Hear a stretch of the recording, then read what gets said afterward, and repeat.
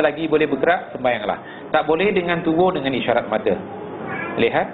Tak boleh bangun, duduk. Tak boleh duduk, baring. Tak boleh baring, tak boleh bergerak dengan isyarat.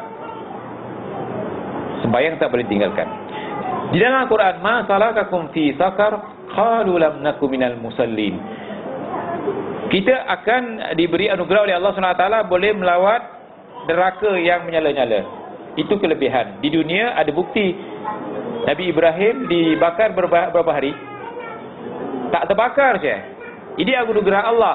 Besok juga ke neraka kita boleh lihat dan kita boleh ziarah neraka. Di antara yang kita tanya kepada ahli neraka, kenapa kau masuk neraka? Apa jawapannya? Lam naku minal musallin. Aku tak sembahyang. Walaupun dia sembahyang, umur 60 tahun dia berhenti sembahyang. Macam mana berhenti sembahyang? Antaranya dicuba seperti ini. Maka sembahyang-sembahyang yang lalu batal kerana ditinggalkan sembahyang ni. Sama seperti tak sembahyang. Ulang lagi sekali. Ada orang 60 tahun sembahyang. Sembahyang bagus. Tapi bila diuji sakit tak sembahyang. Bila tak sembahyang 60 tahun dikerjakan, itu batal. Batal, Syekh. Makanya kita katakan jaga sembahyang kita. Saya tak akan jemput datang ke sini bab yang akan saya jelaskan terus ni antaranya bab sembahyang. Sebab hadis Tabrani tadi jelas. Kalau sembahyang kamu batal, maka amal kamu batal. Ini tak sembahyang. Orang yang sembahyang tapi lalai masuk neraka. Contohnya wailul lil musallin alladzina hum an salatihim sahun. Dia sembahyang tetapi dia lalai. Dia sembahyang tapi lalai ke neraka juga. Bagaimana orang yang tak sembahyang? Subhanallah. Perbezaan di antara seorang mukmin dengan seorang kafir dan syirik meninggalkan solat. Hadisnya di sahih. Dan bacalah di dalam kitab ni. Ancaman-ancaman di antara orang yang meninggalkan solat. Jadi kenapa saya bincang bab qasar? Supaya antum solat seperti solat Rasulullah SAW. Jangan tinggalkan qasar bila musafir. Musafir bukan kira jarak kilometer, jarak batu, marhala atau farsah. Niat. Bila niat nak musafir, bermula kita musafir, sembahyanglah qasar walaupun di mana kita singgah. InsyaAllah boleh faham? Kan mudah. Ya sahabat. Teruskan. Sahabat kita minta tolong tanyakan. Ya. Kalau tadi kita kata balik anak balik ke rumah bapa, sama. Ya. Cucu balik rumah langsung tu. Sama. Teruskan sahabat. Ya. Kalau kau musafir. Ya. Iya. Jumat tu sembahyang Jumat tu dia tak ada masalah untuk sembahyang Jumat. Iya. Siapa hukumnya dia nak sembahyang Jumat? Sembahyang Jumat dulu. Katakan saya nak berangkat petang. Kalau saya sembahyang Jumaat tak ada masalah. Sembahyang Jumaat dulu. Tetapi kalau ditakdirkan memang tidak sempat sembahyang Jumaat, kita terus musafir. Katakanlah, saya katakan bisa. Iya, teruskan. Ini dah musafir. Dia sampai ke tempat destinasi kita. Iya. Tapi kalau dia dah masuk sembahyang Jumaat. Iya. Kita masuk dah keberatan untuk sembahyang. Jadi apa hukum kita? Kita tetap sembahyang musafir. Bukan masalahnya sembahyang Jumaat atau sembahyang bukan Jumaat. Tetapi kita tetap sembahyang musafir. Apa sembahyang musafir? Iya, sembahyang musafir. Kalau kita katakan niat sembahyang Jumaat, bermakna Jumaat untuk orang yang mukim. Dia pengganti sembahyang Zuhur. Bermakna kalau kita sembahyang pada masa itu sembahyang Jumaat, niat sembahyang Jumaat, maka kita bukan sembahyang musafir lagi. Walaupun kita berimam dengan imam yang katakan sembahyang Jumaat, tapi niat kita tetap sembahyang musafir. Iya. Kita boleh jamak Jumaat dengan. Iya, ini selisih ulama kita. Ada mengatakan boleh dijamak, ada mengatakan tidak boleh dijamak. Di qasar sahaja, kemudian waktu asar kita sembahyang asar, tidak dijamak.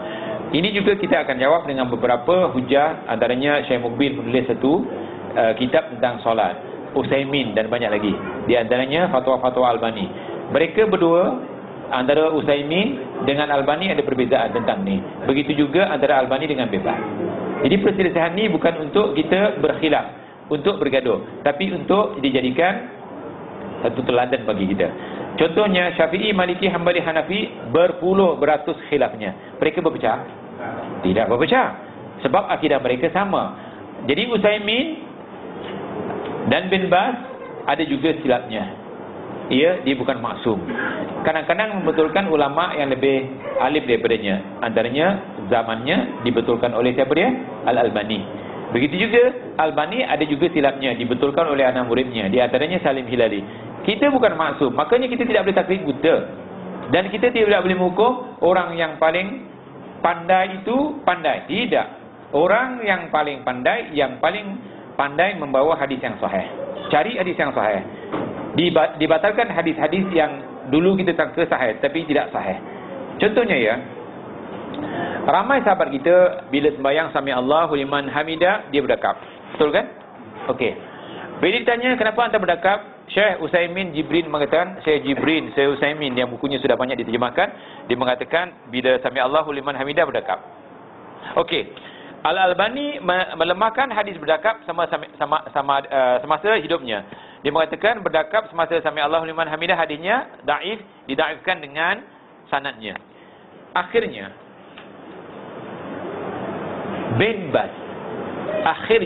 ayatnya maka diterima yang isbal sebagaimana yang diamalkan oleh Albani. Lihat, kalau kita taklid buta kepada bin Baz, kita bertahan satu hari bergaduh, rugi kita. Ya kan? Maka masalah fikir, masalah ijtihadiyah. Bila masalah ijtihadiyah, masalah khilafiyah. Bila masalah khilafiyah, dia masalah furu'iyah. Bila masalah furu'iyah, kita jangan bergaduh. Tetapi masalah kita tidak boleh. Kalau ditanya di mana Allah, kita mengatakan Allah di mana-mana, itu masalah yang khilaf membawa kepada kebatalan akidah, kebatilan akidah. Tetapi ada orang mengatakan, Ustaz, macam mana saya tak gerak-gerakkan jari? Ini masalah khilaf. Tapi kalau kita dah yakin hadis yang menggerak-gerakkan jari lebih sahih, lebih baik kita gerak-gerakkan jari. Jangan taklid buta kepada, misalnya Syekh Mukbil mengatakan gerak-gerak jari tidak sunnah. Makanya yang balik daripada Yaman mana gerak-gerakkan jari? Yang balik daripada Madinah yang berguru dengan Albani digerak-gerakkan jari. Ternyata gerak-gerakkan jari adalah hadisnya sahih. Dua kita dapat bila menggerak-gerakkan jari. Pertama, menghidupkan sunnah, dan kedua, kita dapat ilmu yang baru. Betul kan? Sebab hadisnya sahih. Jadi jangan bergaduh. Tapi di Malaysia, di Singapura ni, guru tidak bergaduh, anak murid bergaduh. Bertumbuk pun ada saya. Saling mengkafirkan sekarang. Lihat. Jadi kita jangan seperti itu. Masalah fikir, kita beri ruang pada sahabat kita untuk memilih yang dia katakan sahih bagi dia. Teruskan sahabat di belakang, teruskan. Tadi tentang anak-anak datang ke rumah ayah. Iya. Kalau dia datang rumah tapi dia waktu solat dia banyak ke masjid, dia kata jadi kita tamam ke atau apa? Lebih baik ditamam. Ya, sebab bapa anda main di situ tamam. Kita tamam seperti bapa kita. Iya sahabat, teruskan. Kiblat di mana kita tuju. Dan ini akan dibawa hadisnya. Katakan saya menuju ni, kiblat saya ni lah. Walaupun bertentangan dengan kiblat yang sebenar. Di mana kita tuju, di situlah kiblat kita. Kalau kita tahu. Ya? Kita tahu kita. Walaupun kita tahu. Katakan anda naik kapal terbang. Naik kereta api. Anda duduk semua menghadap ke sana. Kita tahu kiblat menghadap ke sana. Takkan nak kita suruh driver kereta api itu pusing? Tidak boleh. Jadi kita ikut apa yang kita duduk ni. Jangan kita berdiri menghadap ke belakang ataupun kita menghalang yang tengah tu. Tidak boleh. Jadi duduk. Dan hadis-hadisnya adalah hadis yang kuat, kita akan bawa ke sini nanti. Siapa yang musafir, tempat dituju, itulah solatnya. Semalam di Singapura semalam, seorang sahabat bertanya, Ustaz, saya bawa teksi. Waktu asar saya tak solat, tak sempat kerana saya biasa ada penumpang. Sampai waktu asar penghujungnya, saya terperangkap